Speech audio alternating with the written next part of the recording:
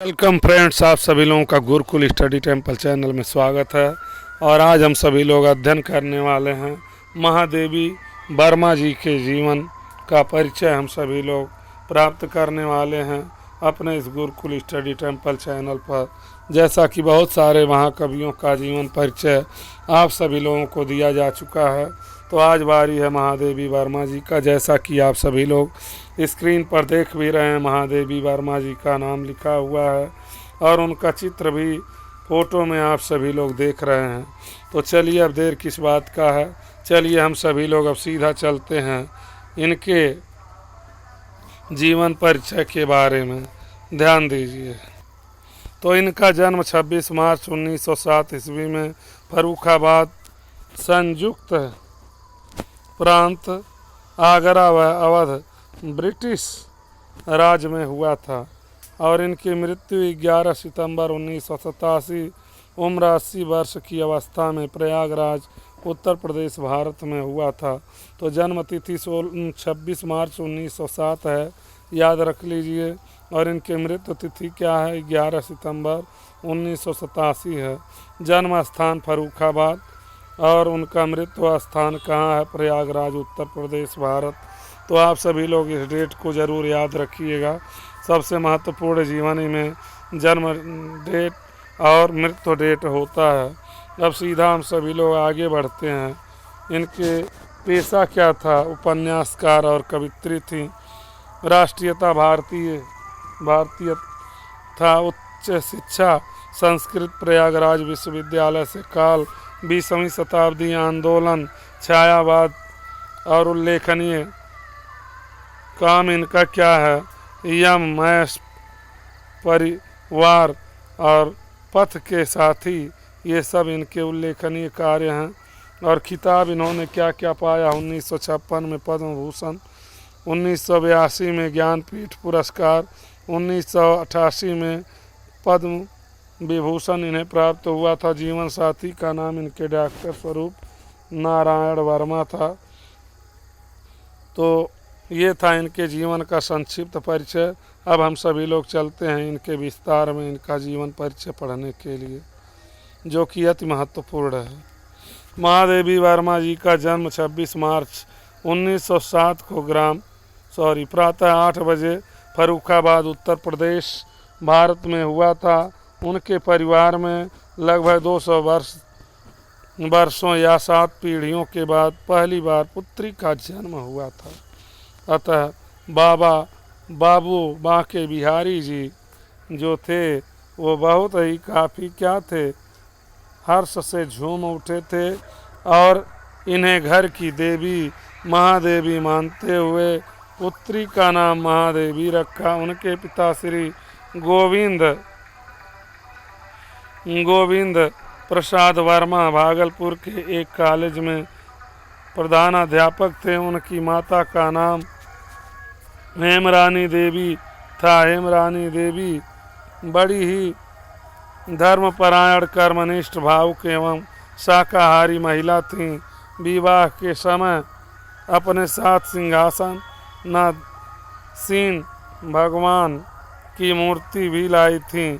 वे प्रतिदिन कई घंटे पूजा पाठ तथा रामायण, गीता एवं विनय पत्रिका का पारायण करती रहती थीं और संगीत में भी उनका अत्यधिक रुचि था।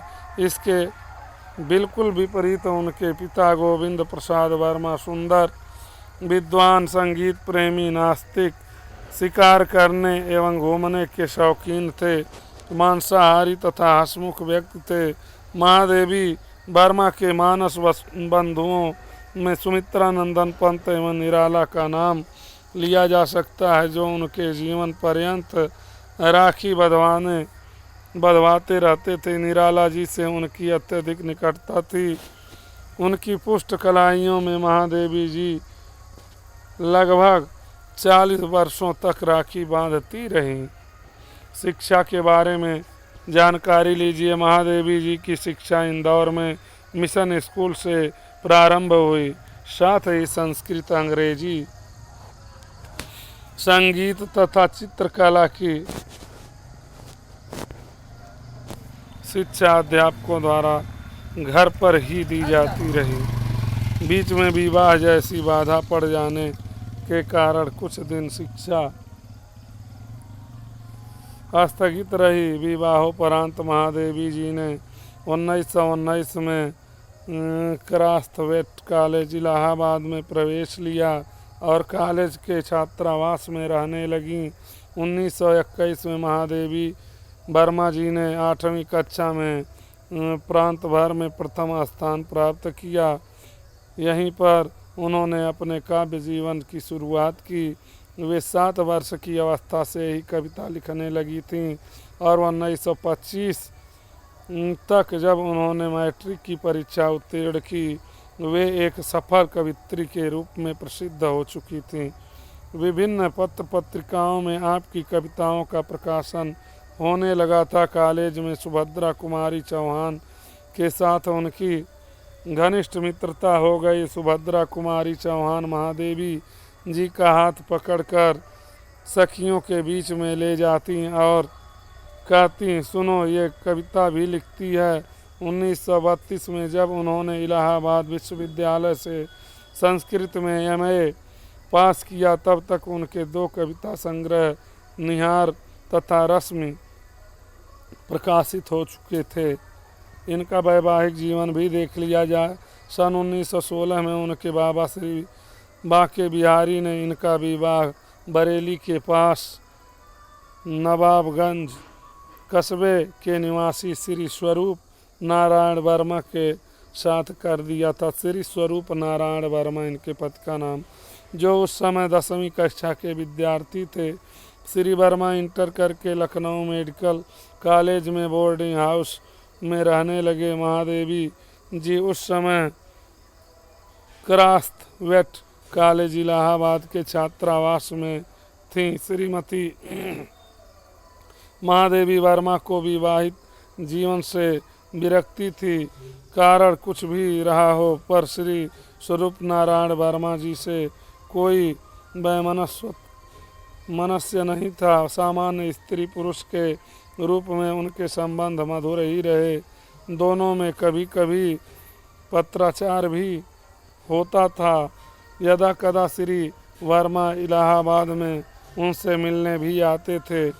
श्री वर्मा ने महादेवी जी के कहने पर भी दूसरा विवाह नहीं किया। महादेवी जी का जीवन तो एक सन्यासिनी का जीवन था।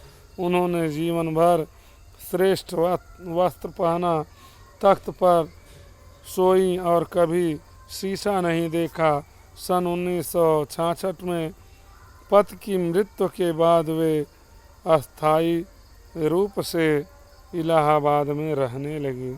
इनका अब हम सभी लोग देखिए, इनका ये सब कवियों का जो है पूरा ये सम्मेलन चल रहा है। इसमें कौन कौन बैठा हुआ? महादेवी वर्मा, हजारी प्रसाद द्विवेदी आदि महाकवि इसमें बैठे हुए हैं इनके समकालीन। महादेवी का कार्यक्षेत्र लेखन, संपादन और अध्यापन रहा। उन्होंने इलाहाबाद के प्रयागराज महिला विद्यापीठ के विकास में महत्वपूर्ण योगदान दिया। यह कार्य अपने समय में महिला शिक्षा के क्षेत्र में कार्यकारी कदम था। इसकी वे प्रधानाचार्य एवं कुलपति भी रहीं।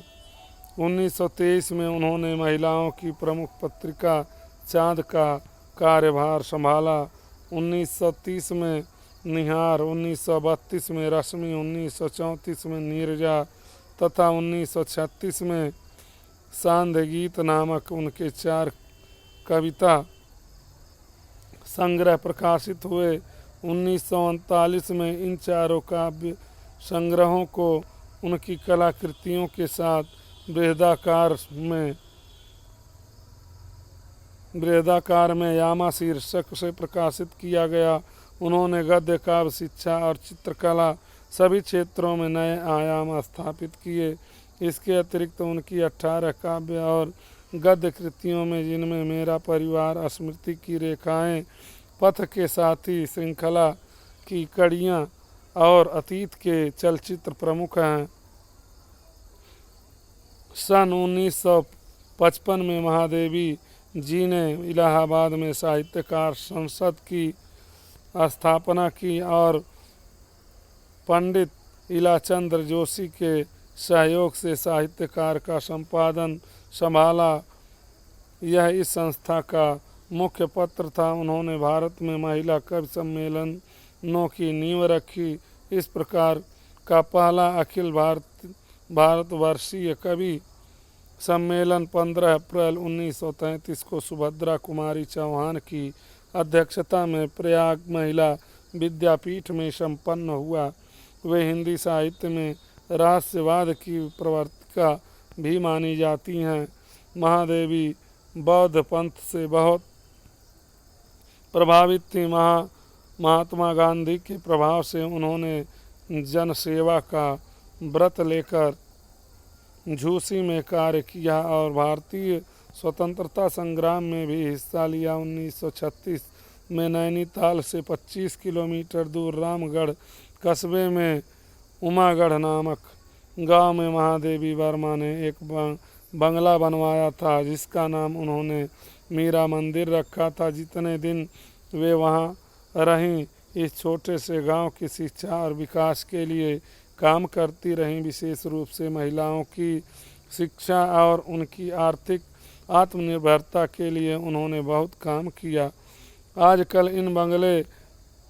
इस बंगले को महादेवी साहित्य संग्रहालय के नाम से जाना जाता है।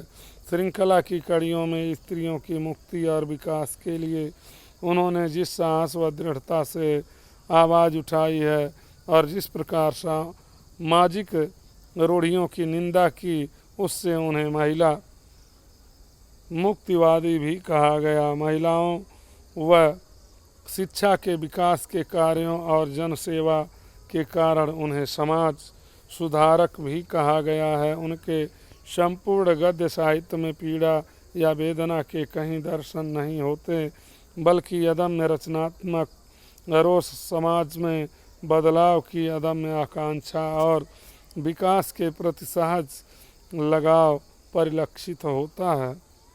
उन्होंने अपने जीवन का अधिकांश समय उत्तर प्रदेश के इलाहाबाद नगर में बिताया। 11 सितंबर 1987 को इलाहाबाद में रात 9:30 पर उनका देहांत हो गया। तो इसी प्रकार से अब ये वीडियो बहुत लंबा हो जाएगा और जैसा कि सारी रचनाओं के भी बारे में उनके बता ही दिया गया आप लोगों को, तो आप सभी लोग वीडियो को अधिक से अधिक देखिए, लाइक कीजिए, सब्सक्राइब कीजिए। एक बार फिर उनकी कृतियाँ बता देता हूँ। मेरा परिवार, स्मृति की रेखाएं, पथ की साथी और श्रृंखला की कड़ियाँ, ये सब उनके बहुत ही महत्वपूर्ण रचनाएं हैं। तो जब भी आप इनका जीवन परिचय लिखिए तो रचनाएं में इन्हें ज़रूर डाल दीजिए, जिससे आपको पूरा का पूरा नंबर प्राप्त हो जाए। इसी पर अपनी बात समाप्त करता हूँ। धन्यवाद। Thanks a lot all of you. Have a nice day.